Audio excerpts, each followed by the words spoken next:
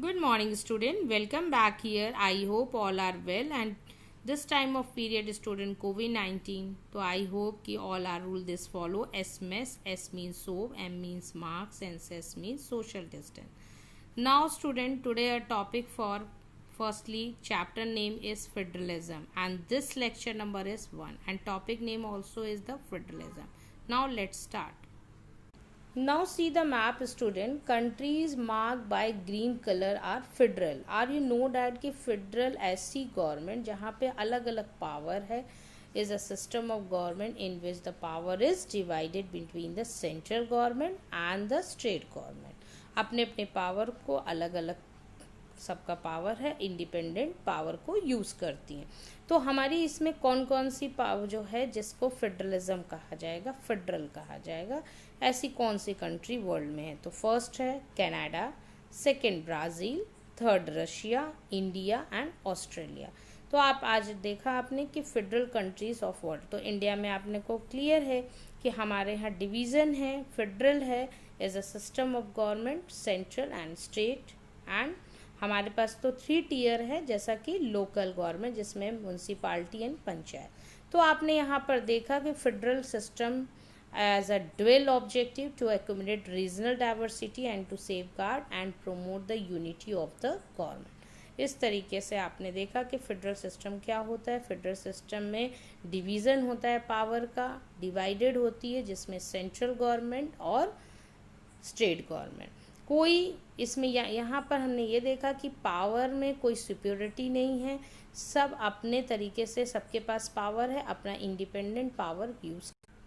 Features of federalism, there are 2 और more levels और tier of government. जैसा कि अभी हमने कंट्री आपको शो किया, तो इंडिया का ही अगर एग्जांपल लें तो इंडिया में भी 2 पावर हैं, जैसा कि आपने देखा है टियर है. हम लोग के यहाँ तो 3 टियर है. पहला है सेंट्रल, स्टेट एंड लोकल. तो इसको हम फेडरलिज्म कहते हैं. ये पहला feature, first feature. Second features में क्या है, different tier of government govern the same citizen, but each tier has its own jurisdiction in specific matter of legislation, taxation and administration. Student यहाँ पर आपको ये है क्लियर करना है कि जुडिक्शन मतलब कि सबका जो रूल है, रेगुलेशन है, वो अलग है, मतलब बाय लॉ. जुडिक्शन मीन्स कि बाय लॉ. तो each tier has its own jurisdiction, सबका अपना जुडिक्शन है. जैसे स्टेट का अपना है, सेंट्रल का अपना है. एक स्पेसिफिक मैटर पे जैसे लेजिस्लेशन में लोकसभा राज्यसभा का पावर हो गया, टैक्सेशन में आपका अलग हो गया, एडमिनिस्ट्रेशन जैसे सिटीजन की देखनी है वो अलग है, और सबके अपने अपने पावर इंडिपेंडेंट है, सेंट्रल का अलग, स्टेट का.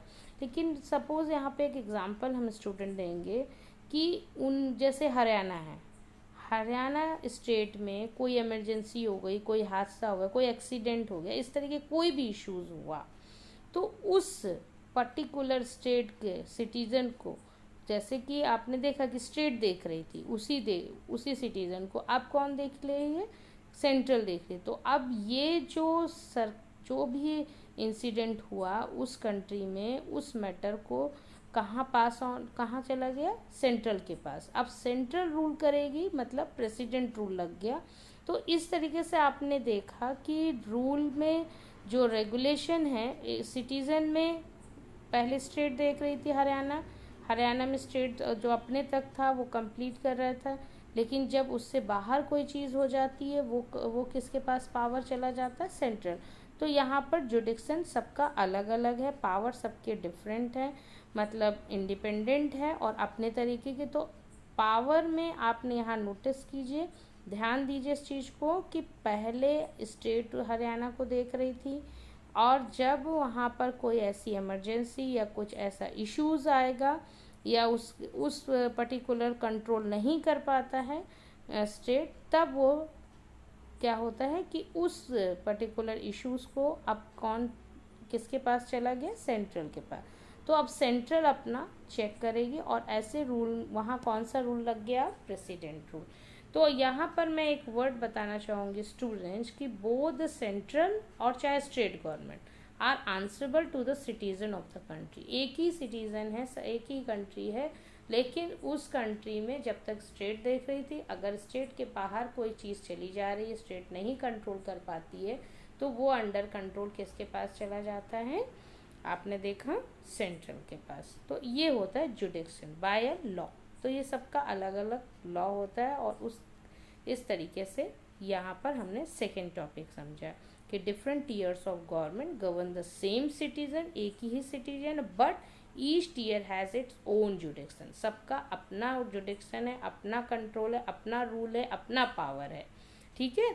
ऑन स्पेसिफिक मैटर ऑफ, जैसे लेजिस्लेशन में लोकसभा राज्यसभा हो गया, कोई मेंटेनेंस अगर स्टेट में देखनी है उस सिटीजन पर्टिकुलर, तब तक तो स्टेट दे, लेकिन उससे बाहर कोई इमरजेंसी, कोई ऐसा इश्यूज आ गया, कोई ऐसा हादसा हो गया, तो वो अब रूल एंड रेगुलेशन, वो पावर अब किसके पास चला गया? Centre. Now student, I am already discuss the first features की 2 और more level of government, just like central government, state government. Second I am discuss की each there has its own jurisdiction, सबका own jurisdiction है। और own jurisdiction means by law, जो law मिला है, जो उनको पावर मिला है इन स्पेसिफिक मैटर ऑफ, जैसे लेजिस्लेशन, टैक्सेशन, एडमिनिस्ट्रेशन, किसी भी सिटीजन का सबका अलग अलग होता है और सबके लोकसभा राज्यसभा सबके पावर अलग है। जैसे हम आपको बताया कि मैंने हरियाणा हो चाहे पंजाब, कोई भी स्टेट का अगर स्टेट लेवल चेक देख रही है और उस स्टेट लेवल पर्टिकुलर वो सारी चीज़ें चेक कर रही थी, सारी मेंटेनेंस का ध्यान दे रहा था कौन? State level. लेकिन कोई ऐसी इमरजेंसी, कोई ऐसा इश्यूज था, कोई ऐसा इंसिडेंट होने से वो पावर किसके पास ट्रांसफ़र हो गया? सेंट्रल। क्यों? क्योंकि वो स्टेट लेवल के बाहर था, वो नहीं कंट्रोल कर पा रही थी। तो वहाँ पर उस सिटीजन में पर्टिकुलर कौन सा रूल फॉलो हो गया? President rule, just like central level. तो बोथ द सेंट्रल चाहे state government answerable to the citizen of the country, दोनों आंसरेबल हैं, लेकिन कभी ऐसा हुआ कुछ इंसिडेंट पे तो ये पावर चेंज होके सेंट्रल तक चला जाता है। तो पहले कौन देख रहा था? स्टेट में। अब स्टेट से कोई इमरजेंसी, कोई भी इश्यूज या कोई ऐसा रीज़न हुआ तो ये अब उसी सिटीजन को ही देख रही, उसी कंट्री को देख रही, लेकिन कौन अब देख रहा है? सेंट्रल देख रही। क्लियर?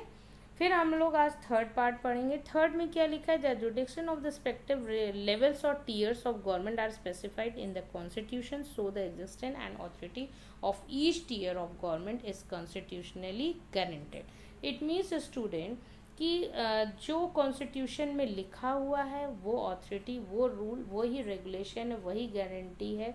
अगर वहाँ पर लिखा है हेल्थ इशू रिलेटेड इश्यूज़ को स्टेट गवर्नमेंट देखेगी तो वो स्टेट ही देखेगी, स्टेट का ही उसको ऑथोरिटी मिली है तो स्टेट ही वो चेक करेगी, ना कि सेंट्रल।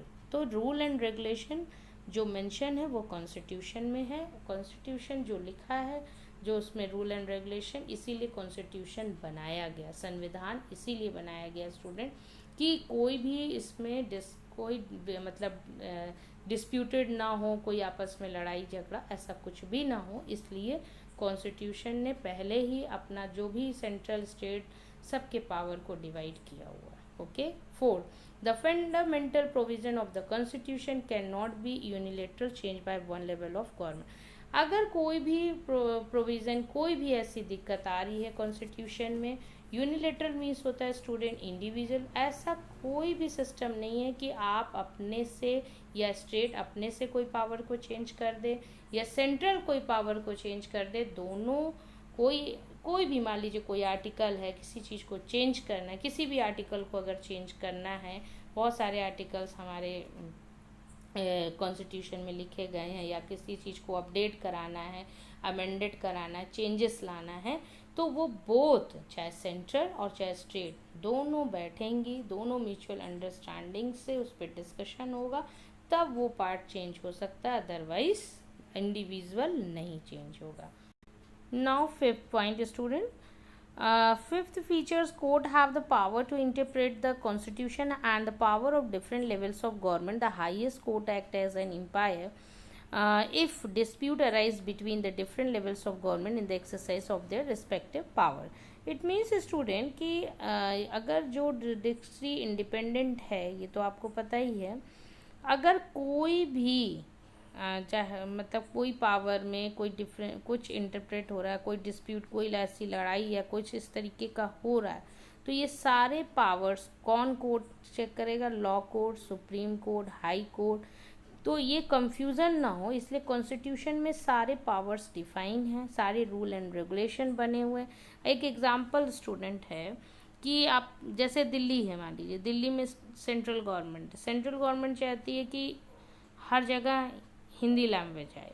केरला चाहती है हिंदी लैंग्वेज ना आए, केरला की स्टेट चाहती है नहीं है स्टेट लेवल में। तो यहाँ पर इसलिए अब इस जुडिशरी इस मतलब इसको कंट्रोल अब कौन करेगा, इसमें जो डिस्प्यूट हो रहा है या इस पे कोई वाद विवाद हो रहा है या कोई इसका डिस्कशन हो रहा है, तो अब इसको चेक बैलेंस में कौन देखेगा, लॉ कोर्ट जैसे like supreme court, high court etcetera. तो ये आपने देखा कि सारे लेवल्स गवर्नमेंट के जो भी पावर हैं वो कॉन्स्टिट्यूशन में बने हुए हैं और कोई भी कंफ्यूजन नहीं होनी चाहिए, क्योंकि कॉन्स्टिट्यूशन रूल एंड रेगुलेशन बना के रखा हुआ उसी को फॉलो करना है। Last 6. Source of revenue for each level of government are clearly specified to ensure its financial autonomy. Student, अब आप सबको पता है कि पैसा आता है, रेवेन्यू मतलब एक तरीके से टैक्स हो गया आपका। तो टैक्स मान लीजिए इनकम टैक्स है, रोड टैक्स है, एक्सेट्रा, बहुत सारे टैक्सेस होते हैं। अब सेंट्रल और स्टेट गवर्नमेंट दोनों को पैसा चाहिए, दोनों चाहेंगी कि पैसा मिलेगा। तो ये कैसे होगा, ये किस तरीके से इंडिपेंडेंट हों, किस तरीके से ये बने। तो इसमें क्या होता है कि जो कॉन्स्टिट्यूशन में बना हुआ है कि source of revenue for each level of government are clearly specified to ensure its financial autonomy.